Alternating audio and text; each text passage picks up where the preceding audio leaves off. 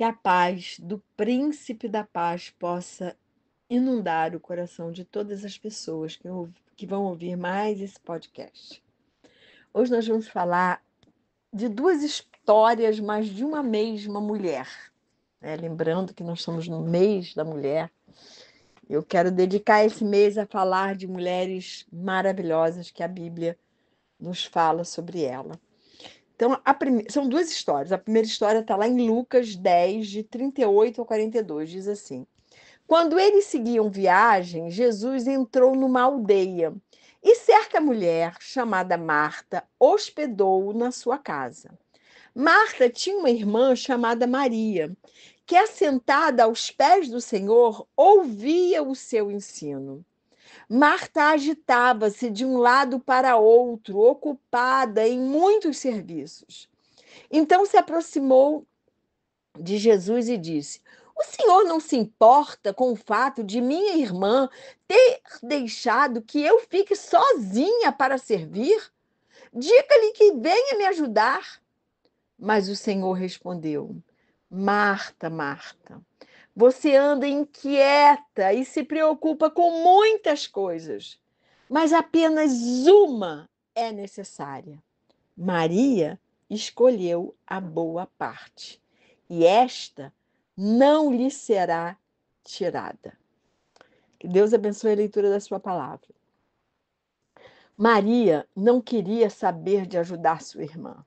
Ela só queria ficar aos pés de Jesus, aprendendo tudo o que ele tinha para ensinar. E Jesus fala que bastava uma coisa, que só uma coisa era necessário. O que era necessário? Era ficar aos pés de Jesus. E ele ainda diz que Maria escolheu a boa parte. Maria queria o tempo todo aprender com o mestre. Segundo a missionária Edmeia Williams, a aflição de Marta era porque sua irmã Maria poderia ficar mal falada, porque nenhuma mulher poderia ficar entre os homens. Qualquer interpretação é válida. O fato de Marta estar trabalhando sozinha para servir a todos é relevante, e também a possibilidade de Maria ficar mal falada por estar no meio dos homens, hábito não usual na sociedade da época, também é algo que a gente pode pensar. Mas o que é relevante nessa história é que Maria queria ficar aos pés de Jesus, aprendendo com ele. Ela só se importava com isso. Talvez por isso ela pôde quebrar o vaso de alabastro caríssimo para derramar sobre Jesus um tempo depois.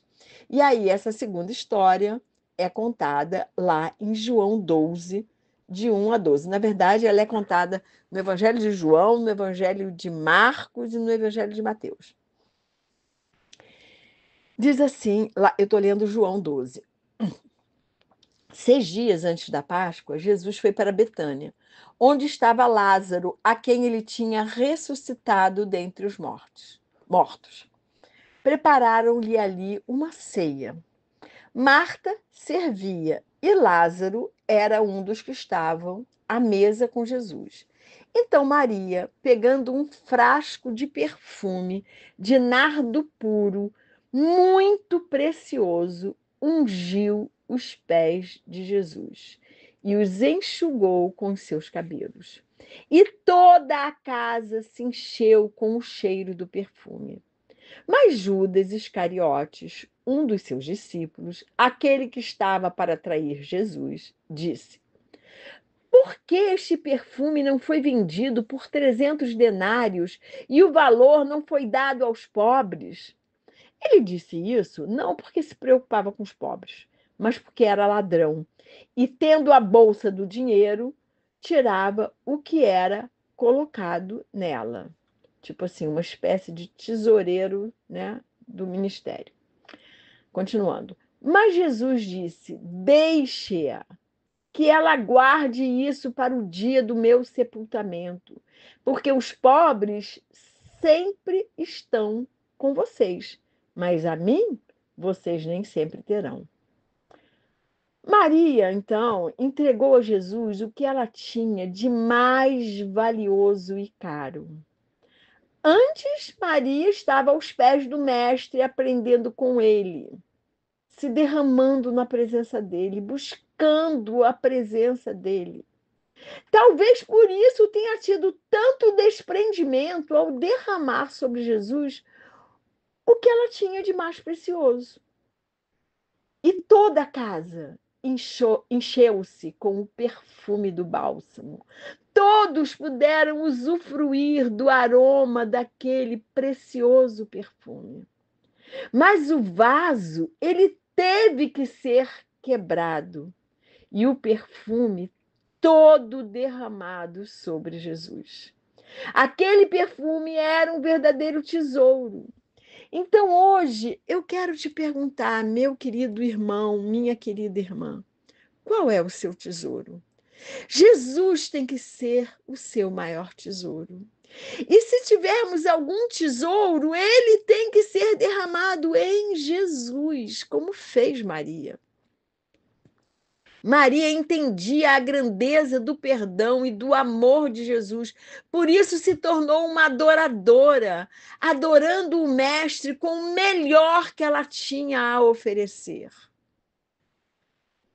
Eu volto a perguntar, por que será que Maria teve tanto desprendimento e entregou todo o seu tesouro para ungir o seu amado Mestre, o seu amado Senhor? Em primeiro lugar, porque ela o amava, colocando-o em primeiro lugar. E em segundo, porque ela se assentava aos pés do Mestre para ouvi-lo, para aprender com ele todas as coisas, aquilo que era mais necessário que ela pudesse aprender. Não importava mais nada. Ela queria a presença de Jesus. Ela queria estar aos seus pés. Não se importava de ficar ou não mal falada e nem de deixar de ajudar sua irmã. Ela queria o Mestre e o colocava em primeiro lugar. Não se importava de quebrar o frasco do precioso perfume. Sua maior riqueza não era o perfume caro, e sim Jesus. Ele era a sua riqueza maior. Segundo os estudiosos, esse precioso bálsamo, né, na verdade, o texto já diz que valia 300 denários, mas o que os estudiosos dizem é que 300 denários significava aproximadamente um ano de trabalho de um trabalhador rural. Em Provérbios 27:9, a Bíblia diz que o óleo e o perfume alegram o coração.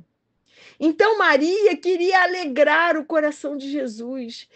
É tão maravilhoso quando nos dispomos a alegrar o coração de quem nos ama, com um amor que excede todo o entendimento humano. A palavra de Deus fala que o vaso de alabastro foi quebrado e o perfume foi todo derramado. O vaso, meus irmãos, minhas irmãs, tem que ser quebrado e o perfume todo derramado. Aquele perfume era um verdadeiro tesouro. Qual é o seu tesouro? Jesus tem que ser o nosso maior tesouro. E se tivermos algum tesouro, ele tem que ser derramado em Jesus. Temos que conhecer e reconhecer a grandeza do perdão que recebemos para podermos entregar todos os nossos tesouros a Jesus com amor.